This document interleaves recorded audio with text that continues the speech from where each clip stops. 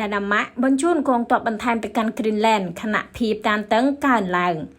ដាណាម៉ាក់បានបញ្ជូនកងទ័ពបន្ថែមទៅកាន់ Greenland ខណៈប្រធានាធិបតីអាមេរិកលោក Donald Trump នៅតែបន្តគម្រាមប្រើកម្លាំងយោធាដើម្បីគ្រប់គ្រងដែនកោះដ៏ធំលងល្វើយនៃតំបន់អាร์កទិកមួយនេះបើតាមការចេញផ្សាយដោយសារព័ត៌មាន Financial Times នៅថ្ងៃអង្គារទី20ខែមករាឆ្នាំ2026យន្តហោះជាច្រើនគ្រឿងមានដឹកកងទ័ពដាណាម៉ាក់និងបរិខាយោធាបានទៅដល់ Greenland កាលពីថ្ងៃច័ន្ទម្សិលមិញនេះ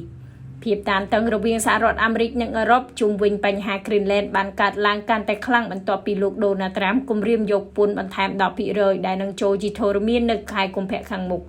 ពីបណ្ដាអឺរ៉ុបចំនួន8ក្នុងនោះរួមមានអាល្លឺម៉ង់ បារាំងនិងចក្រភពអង់គ្លេសការគម្រាមយកពន្ធនេះទៀតសោតកើតមានឡើងក្រោយក្រុមប្រទេសអឺរ៉ុបទាំងនេះបានចូលរួមក្នុងសមយុទ្ធចម្រុះជាតិសាសន៍មួយដឹកនាំដោយកងទ័ពដាណាម៉ាក់ទៅកាន់ Greenland កាលពីចុងសប្តាហ៍កន្លងទៅនេះគូបញ្ជាក់ថាយុទ្ធសាស្ត្រសម្លុតគម្រាមរបស់ Donald Trump បាននឹងកំពុងបន្តជាហានិភ័យផ្ទុះសង្គ្រាមពាណិជ្ជកម្មជាមួយនឹងអឺរ៉ុប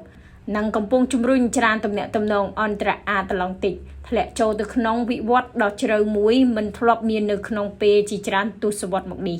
ក្រមមន្ត្រីអឺរ៉ុបបានអះអាងថាប្រសិនបើសហរដ្ឋអាមេរិកពិតជាដំឡើងពន្ធគយបន្ថែមដោយការគម្រាមពិតមែននោះសហភាពអឺរ៉ុបទំនងជានឹងវាយបកវិញដោយដំឡើងពន្ធគយគិតជាទឹកប្រាក់